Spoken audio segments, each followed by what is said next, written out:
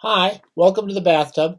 This is Scott Bradfield, and today we're going to have a brief and possibly more incoherent than normal talk about Samuel Beckett, one of my favorite bathtub reads. And I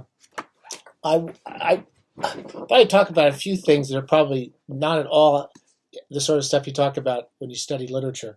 Um, I love this particular book. I've said I've read this many times. It's three separate novels, and Beckett often said they should be read individually.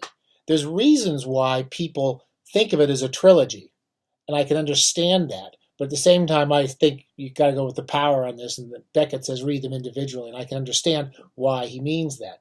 Bound together, it's a wonderful edition. I think you should have the small trade paperback edition of these three kind of brilliant novels. And they have a sense of progress in the three books. I think it gets less bathtubable as a novel as the three books go forward. The first one, Malloy, is a terrifically funny, strange book, and you should enjoy yourself. Malone Dies, as I think I've said in the previous talks, the three novels progress towards inertia. They're like Malloy crawling through the mud in the first book, and a lot of these images that Beckett uses in the plays where these characters are trying to make progress, and basically the only progress they get is to have a cane or something, and they're all crippled and they're all just barely moving forward. And that's sort of a joke, and it's sort of a joke on narrative from Beckett.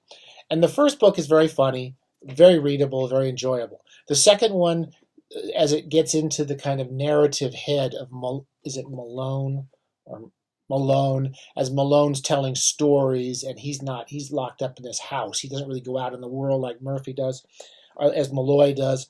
And then the final book, which is many people often talk about as the most important of the three books, The Unnameable, is not as easy to read for me. And every time I read it for one reason, which is I feel like I should read all three books. I think that's a big mistake for the bathtub, but I can't get over it. So I've read The Unnameable again so that I could kind of close off this little section of reading.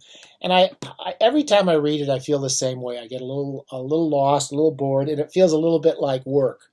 I thought I'd just say a few things about The Unnameable. So we have these books are almost like kind of Descartian, excuse me for a fancy word, Descartian novels. So in each of them, and in particularly in The Unnameable, and in many of the narratives that Beckett writes after The Unnameable, some of the shorter stuff, such as Company, there's a whole trilogy of, they're all basically, characters in pine boxes and stuff. People in I think basically in this one, he's in a casket, I think. The narrative is getting smaller and smaller. The world's getting smaller and smaller. In The Unnameable, he doesn't have any windows. There's no body. The character who's telling the story is probably just a head in a jar. That's sort of how he describes himself. He's a head in a jar, and it's like some of those late Beckett, some of the plays, the short Beckett plays, are people in jars or in urns, or they've been buried, and he's more and more interested in how just these kind of reflections and this immobile physical being. So this book gets very slow. It starts off with the character hearing voices, and he hears voices himself, and it's possible he's hearing voices in himself. And The Unnameable possibly is just this inner organic, near to inorganic thing that's it's in us, And the joke is about this creature in us trying to comprehend the world, trying to speak. And again, we always have that same joke as the character's speaking, he's hearing himself say nothing. And that's kind of the joke that we're hearing it. As the book, it starts off with a few scenes, and then very quickly, after a few pages, turns into one paragraph. So paragraphs are very narrative, of course, and scenes are narrative, and it eventually very quickly goes into this long paragraph, and eventually, as the narrative gets more and more incoherent in the narrative voice, into one sentence, and to very long sentences, and basically kind of just breaths of ideas. So the character just thinks things through. I wanted to just read a real short part of this passage that I do like. I mean, there's passages that I really do wake up, but it's very hard to, again, I found it, I read it for a few days. It took me a lot longer to read than the previous Beckett's, and I kind of come in and out of it. At one point, here's page 385. Again, get this edition. It's terribly proofread, by the way. It's terribly proofread, but it's sometimes hard to tell when it's Beckett's language and when it's just there's typos. So the character's often thinking about no point. So there's no point in telling yourself stories to pass the time. Stories don't pass the time. Nothing passes the time. That doesn't matter. That's how it is. You tell yourself stories, then any old thing saying, no more stories from this day forth. And the stories go on. It's stories still, or it was never stories, always any old thing for as long as you can remember. No, longer than that.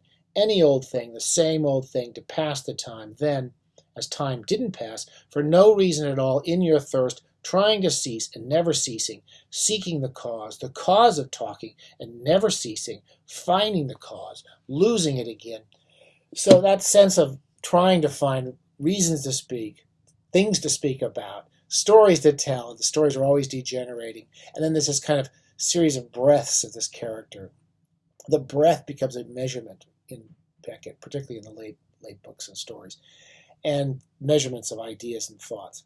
And again, it's this sort of Descartesian, this character thinking in this empty world, this empty head of himself. What does he know? And what he knows isn't very much. So, I mean, the joke I keep thinking of is I think, therefore I am not.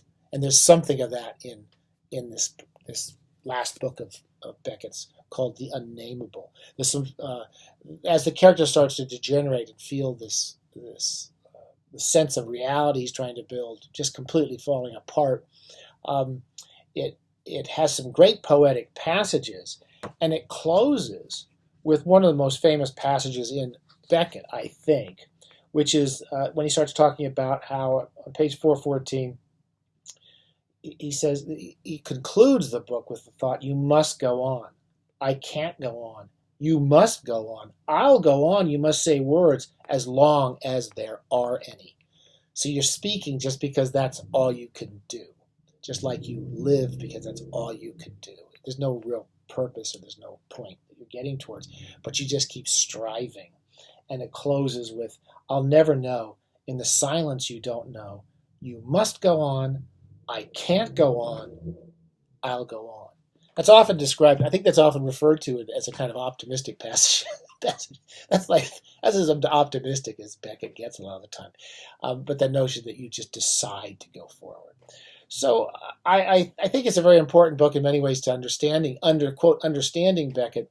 And again, that's not our purpose, I don't think, in this series, is to understand him so much as just enjoy him. And I found it a little harder to read. I would suggest not doing what I do with these books, which is read them in sequence, but really possibly just reading one and then putting the book away and reading another one. Read them out of sequence. It becomes a little too studious when you read the trilogy as a trilogy. So just look at them as individual books. He refers to many of the same characters like Malloy and Malone and Mercier and Cambier, who come out of another novel from that period, which is not published until much later. So there's reasons, but it's just kind of this ensemble of names, and the names have kind of jokes to them. In The Unnameable, he calls himself a number of things, including Mahood and Worm. And Worm is this creature that's kind of coming up out of him, which is, again, the inorganic state. Okay, I didn't really enjoy it as much. I have to say, I felt I was working a little bit, and I always do when I read The Unnameable. But this is a book you should have in your house. This is a wonderful set of novels, and you should give them a try. All right, we'll talk to you next week.